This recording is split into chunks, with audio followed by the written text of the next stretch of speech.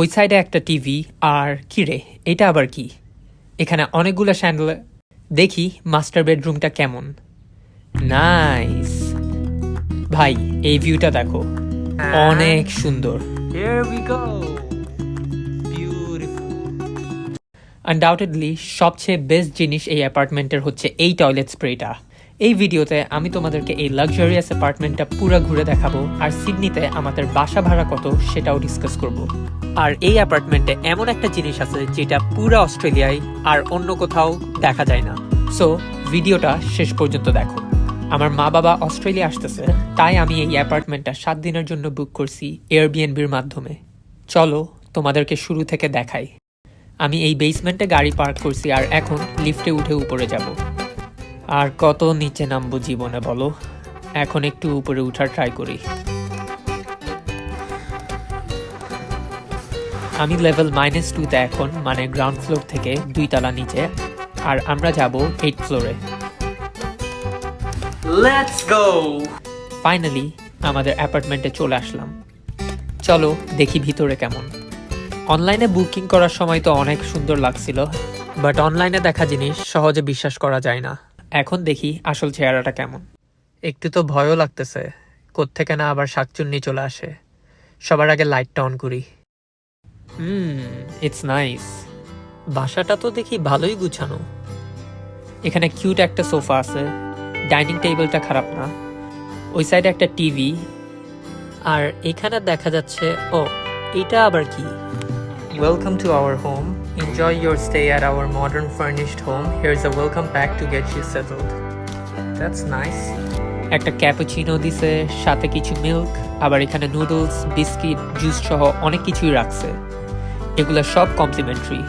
Free জিনিস পাইলে এত যে খুশি লাগে।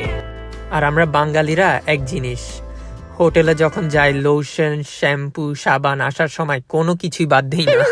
এখানে কি আছে দেখি। ছোট একটা স্পেস, একটা মাইক্রোওয়েভ, এখানে একটা ফ্রিজ। এই ফ্রিজের ভিতর কোনো ফ্রি জিনিস নাই। এখানে কিছু গ্লাস আছে। এখানে কি? কিছু plate, some dishwashing liquids, a washing machine, and there is a dryer as well. What else? এখানে একটা ওভেন আছে। আর এখন চলো ব্যালকনি থেকে ভিউটা কেমন দেখি। যেহেতু এই অ্যাপার্টমেন্টটা 8 তলায়, আশা করি বাইরের একটা সুন্দর ভিউ দেখতে পারবো। Of the Parramatta River. Let's turn on the lights. I can see a sliding privacy screen here.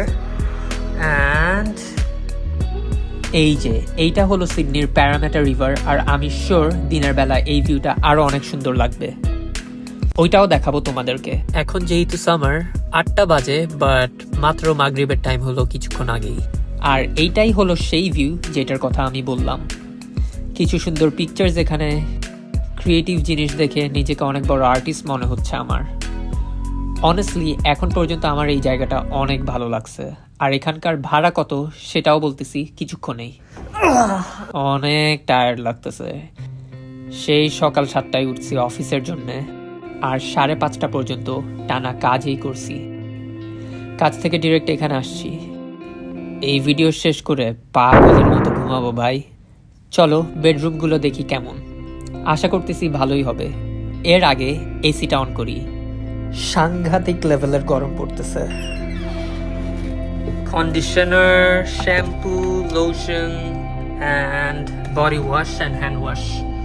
There is towels, toilet papers, so a lot of stuff's here. That's pretty good. And here is the bedroom. এখানে আর কি আছে দেখি। এটা হলো wardrobe. এখানে কিছু বালিশ আছে আর হ্যাঙ্গার্স কাপড় রাখার জন্য। এখানেও অনেক এমটি স্পেস। একটা দিক ভালো হচ্ছে অনেক জায়গা। আর এইটা মেবি আর একটা ব্যালকনি। এটা অনেক ছোট আর ভিউটা মোটামুটি, বাট ওই সাইডের ব্যালকনির ভিউটা অনেক সুন্দর। অ্যাটলিস্ট এই সাইডের চেয়ে অনেক বেটার। এখন দেখি মাস্টার বেডরুমটা কেমন। এইটা আবার কোন রুম? এখানে আলাদা একটা বাথরুম দেখতেছি, বাথটাব আর শাওয়ার দুইটাই দেখি একসাথে রাখছে। আসলে এই বাসার ভাড়া অনুযায়ী জায়গাটা পুরাই ওয়ার্থ ইট, বলতে গেলে 10-এ 10 একদম। Now let's check out the master bedroom.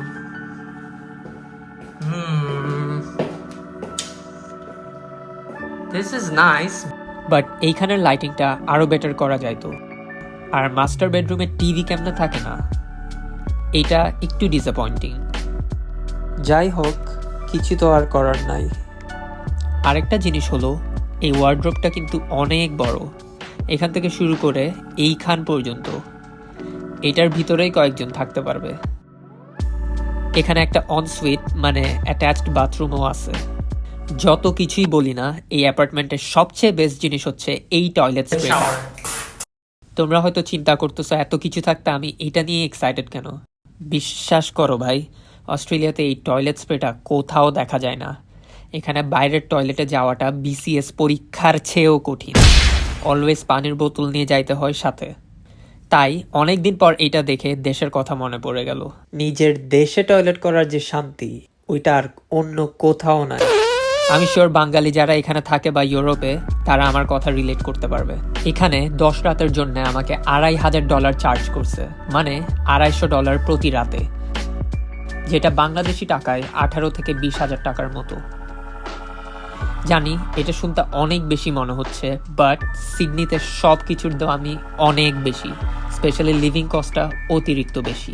সেই হিসেবে $250 পার নাইট এইরকম 2 বেডরুম অ্যাপার্টমেন্টের জন্য খারাপ না, স্পেশালি এয়ারবিএনবির যেই দাম থাকে।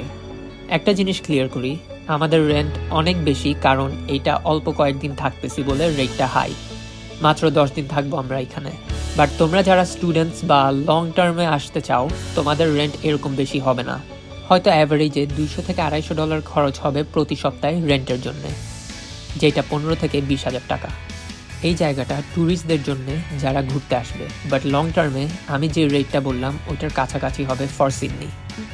আমার মা বাবা কাছাকাছি চলে আসছে, আর আশা করি ওদেরও এই অ্যাপার্টমেন্টটা ভালোই লাগবে। এখানে 10 দিন থাকার পর আমরা আরেক জায়গায় যাব, যেটা এখান থেকেও অনেক বেশি সুন্দর। তোমরা যদি চাও আমি ওই অ্যাপার্টমেন্টেরও ফুল রিভিউ দিব। আর বেস্ট পার্ট, ওইটা 24 তলায়, সো ভিউটাও অনেক অ্যামেজিং। কমেন্টে জানাও যদি ওই ভিডিওটাও দেখতে চাও। এই ভিডিওতে যদি ভালো রেসপন্স পাই, তাহলে হয়তো ওই ভিডিওটাও খুব তাড়াতাড়ি আপলোড করব। আর অবশ্যই লাইক আর সাবস্ক্রাইব করো, কারণ সামনে অস্ট্রেলিয়ার লাইফ নিয়ে আরও অনেক ইন্টারেস্টিং আর অ্যাডভেঞ্চারাস ভিডিওস আসতেছে। সাবস্ক্রাইব না করলে তোমাদেরই কিন্তু লস।